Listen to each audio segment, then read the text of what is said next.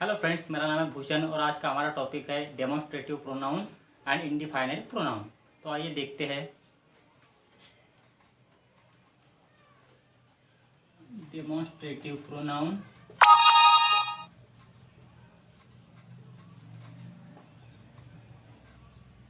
दोस्तों, demonstrative pronoun किसे कहते हैं, डेमोन्स्ट्रेटिव प्रोनाउन कौन से होते हैं, तो हम लोग अभी ये देखेंगे। देखिए दोस्तों, दिस, दैट, दीज और दोज, मतलब ये चार जो है दिस, दैट, दीज, दोज, इनको कहा जाता है डेमोन्स्ट्रेटिव प्रोनाउन। किसी भी इंसान, चीज़ या जगह को दिखाने के लिए ये प्रोनाउंस इस्तेमाल किए जाते हैं। आमतौर पर देखा जाए तो दिस का प्लूरल फॉर्म है दीज और दैट का प्लूरल फॉर्म है दोज। मतलब फॉर एग्जांपल हम लोग समझ लेंगे कि डेमोन्स्ट्रेटिव प्रोनाउंस का इस्तेमाल कैसे करते हैं। तो देखिए दोस्तों, यहाँ पर मैं लिखता हूँ दिस इज माई बुक या फिर this is my marker. This is my marker मतलब ये मेरा मार्कर है। तो आमतौर पर दिस और दैट का इस्तेमाल करते हैं अगर कोई भी चीज़ अपने पास में हो। अगर कोई चीज़ आपके पास में है तब हम लोग दिस का इस्तेमाल करते हैं, और अगर कोई चीज़ आपसे थोड़ी दूर है तब हम लोग दैट का इस्तेमाल करते हैं। मतलब ये पेन मेरे पास है तो मैं बोलूँगा कि दिस इज़ माई पेन, लेकिन ये पेन अगर उधर बाजू में रही, थोड़ी दूर रही, तो मैं बोलूँगा दैट इज माई पेन। और उसके बाद में ये दिस का इस्तेमाल कैसे करते हैं, एक ही चीज़ रही और वो मतलब आसपास रही तब बोलेंगे दिस, लेकिन बहुत सारी चीज़ें रही और वो अगर आसपास रही तब हम इस्तेमाल करते हैं दिस। मतलब एक से ज़्यादा अगर मेरे पास पेन्स है तो मैं बोलूँगा ये मेरी पेन्स है, तब मैं बोलूँगा दीज आर माई पेन्स। तो यहाँ पर लिखते हैं दीज आर माई पेन्स, मतलब ये पेन्स मेरी है या फिर ये मेरी पेन्स है। लेकिन वही अगर एक ही पेन रही तो दिस इज माई पेन, बहुत सारी पेन रही तो दीज आर माई पेन्स। वैसे ही अगर कोई मतलब ये पेन अगर दूर रही थोड़ी तो मैं बोलूँगा एक ही पेन है तो बोलूँगा दैट इज माई पेन। और अगर बहुत सारी पेन्स है और थोड़ी हम लोगों से थोड़ी दूर है, मतलब कोई भी चीज़ हम लोगों से थोड़ी दूर है, तब बहुत सारी है, बहुवचन है, तब हम लोग कहेंगे दीज आर माई पेन्स और दीज आर माई बुक्स। तो आपको शायद समझ में आ रहा होगा। तो ये दिस, दैट, दिस, दोज इसे ही कहते हैं डेमोन्स्ट्रेटिव प्रोनाउन, क्योंकि ये प्रोनाउंस किसी चीज़, इंसान या जगह को डेमोन्स्ट्रेट करने के लिए इस्तेमाल किए जाते हैं। वैसे अगर मतलब मैंने आपको पहले ही बताया कि दूर अगर रहा, कोई चीज़ अगर दूर रही तो हम लोग इस्तेमाल करेंगे दैट। तो यहाँ पर मैं एग्जांपल लिख लेता हूँ। मतलब ये कोई एक चीज़ समझो हम लोगों के पास है, एक किताब मेरे पास है तो मैं बोलूँगा दिस इज माई बुक, मेरे पास है। दूर अगर रही तो मैं बोलूँगा दैट इज माई बुक। और बहुत सारी किताबें मेरे पास है तो मैं बोलूँगा दीज आर माई बुक्स। और बहुत सारी किताबें अगर मेरे से मुझसे थोड़ी सी दूर है तब क्या इस्तेमाल करेंगे, दोज आर माई बुक्स। तो दैट इज माई बुक मतलब ये मेरी किताब है। ऐसा सपोज करते हैं कि मेरा हाथ में किताब है, लेकिन अगर दूर किताब रही तो दैट, एक रही तो दैट, और बहुत सारी किताबें अगर दूर है तो मैं बोलूँगा ओ मेरी किताबें है, तब हम लोग इस्तेमाल करेंगे दोज आर माई बुक्स। तो डेमोन्स्ट्रेटिव प्रोनाउन बहुत ज़्यादा इम्पोर्टेंट माना जाता है। कॉम्पिटिटिव एग्जाम में इससे संबंधित बहुत सारे क्वेश्चंस पूछे जाते हैं। तो हमारा डेमोन्स्ट्रेटिव प्रोनाउन का हम लोगों ने कवर कर लिया है। इसके बाद हम लोग देखेंगे इंडिफाइनाइट प्रोनाउंस। तो देखिए दोस्तों, इंडिफाइनाइट प्रोनाउंस किसे कहते हैं। सर्वनाम मतलब अनिश्चितकालीन, मतलब जिनका कुछ भी कुछ क्वांटिटी वगैरह हम लोगों को मालूम नहीं होती। मतलब some, for example some, somebody, someone, many, any, anybody, anyone, few, उसके बाद में every, everyone, everybody, all, etcetera. मतलब ये जो हम लोगों ने एग्जाम्पल लिख लिए हैं, इसमें सम, समबडी, समवन मतलब डेफिनेट नहीं है। मतलब सम मतलब कितने exactly, there are some people, मतलब एग्जैक्टली क्या नंबर है पीपल का ये हम लोगों को नहीं पता रहता। देयर आर मेनी पीपल, उससे भी हम लोगों को एग्जैक्ट नंबर ऑफ पीपल नहीं समझ में आता। इस वजह से इसे कहा जाता है, इन सभी वर्ड्स को कहा जाएगा इंडिफाइनाइट प्रोनाउन। तो हम लोग देखेंगे भी, फॉर एग्जाम्पल एक मैं आपको समझाता हूँ। सम अगर रहा तो ये बहुवचन में इस्तेमाल किया जाता है। मतलब हम लोग फॉर एग्जाम्पल लिख लेंगे, देयर आर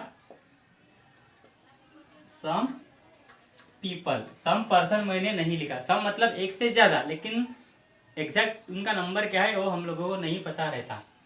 वैसे ही एवरीवन के सामने हमेशा हम लोग एवरीवन का इस्तेमाल सिंगुलर फॉर्म में करते हैं। Everyone should know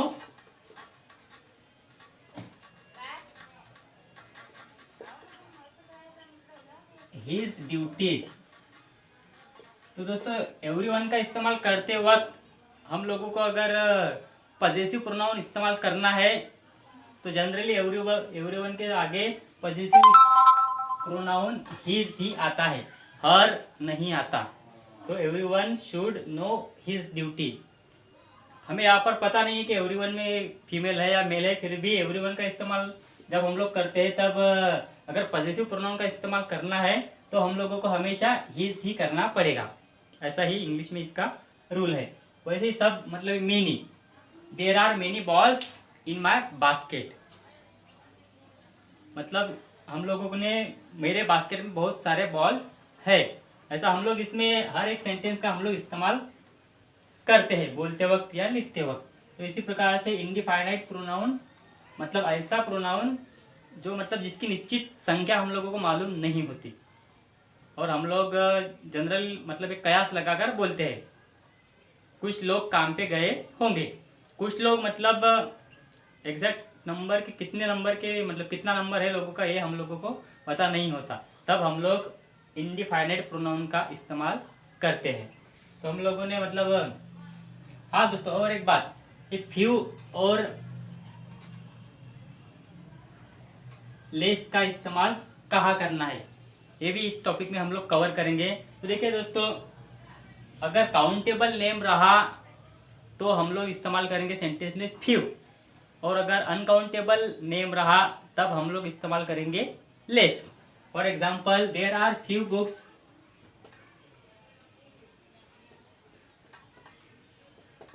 in basket. अब देखिए बुक्स मतलब बुक्स गिने जाते हैं, हाँ बिल्कुल बुक्स गिने जाते हैं, 1 2 3 4 ऐसे 10 15 हम लोग काउंट कर सकते हैं। तभी हम लोगों ने इस्तेमाल किया फ्यू। मतलब बास्केट में थोड़ी सी किताबें है, मतलब थोड़ी सी के लिए हम लोगों ने फ्यू इस्तेमाल किया। लेकिन अगर हम लोगों को ऐसा बोलना है कि टाकी में थोड़ा सा पानी है तो हम लोग लिखेंगे there is less water in tank. तो यहाँ पर दोस्तों वाटर को हम लोग काउंट नहीं कर सकते। हाँ, 1 tank of water, 1 cup of water ऐसा हम लोग काउंट कर सकते हैं, लेकिन केवल वाटर ऐसा दिया रहेगा तो हम लोग उस वक्त काउंट नहीं कर सकते। तो ये अनकाउंटेबल नाम रहेगा वाटर। तब हम लोगों ने क्या इस्तेमाल किया, लेस।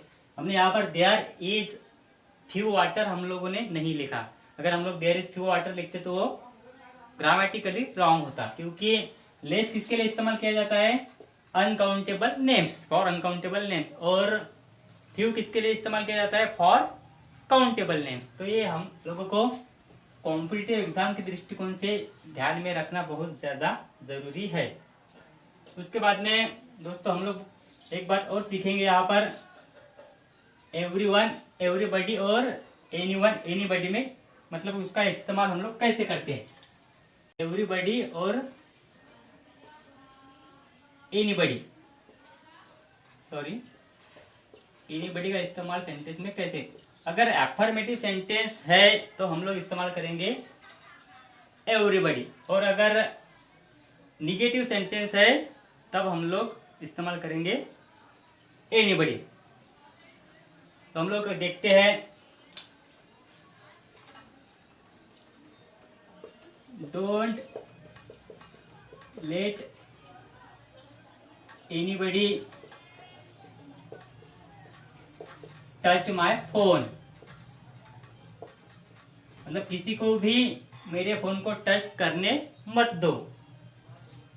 तो ये डोंट है तो ये निगेटिव सेंटेंस है, तभी हम लोगों ने इस्तेमाल किया एनीबडी, मतलब डेमोन्स्ट्रेटिव प्रोनाउन किया एनीबडी। लेकिन अगर एफर्मेटिव मतलब पॉजिटिव सेंटेंस अगर है तब हम लोग इस्तेमाल करेंगे एवरीबडी। ये अगर हम लोगों ने पॉजिटिव मतलब एफर्मेटिव सेंटेंस लिखा तो let everybody touch my phone. तो दोस्तों यहाँ पर एक नोट कीजिए, अगर निगेटिव सेंटेंस है तब हम लोग हमेशा इस्तेमाल करेंगे एनीबडी, और अगर एफर्मेटिव मतलब पॉजिटिव सेंटेंस है जिसमें नो, नॉट, नीदर, नॉर ऐसे वर्ड नहीं है तब हम लोग इस्तेमाल करेंगे एवरीबडी। तो आपको समझ में आया होगा। तो दोस्तों अब हमारा personal pronoun, demonstrative pronoun, indefinite pronoun, reflexive pronoun और एम्फेटिक प्रोनाउन यहाँ पर हमारे कंप्लीट होते हैं। इसके बाद में नेक्स्ट टॉपिक में हमारे जो कुछ बचे हुए प्रोनाउंस अभी बाकी है वो नेक्स्ट वीडियो में मैं आपके लिए ज़रूर लेकर आऊँगा। आशा करता हूँ कि आज का ये जो टॉपिक है आपको अंडरस्टैंडिंग हुई होगी अच्छे से। तो दोस्तों अगर आपको मेरे पढ़ाने का तरीका अच्छा लगता है, अगर आप मुझे सपोर्ट करना चाहते हैं तो प्लीज़ कृपया मेरा चैनल सब्सक्राइब कीजिए और मुझे मोटिवेट कीजिए। Thank you.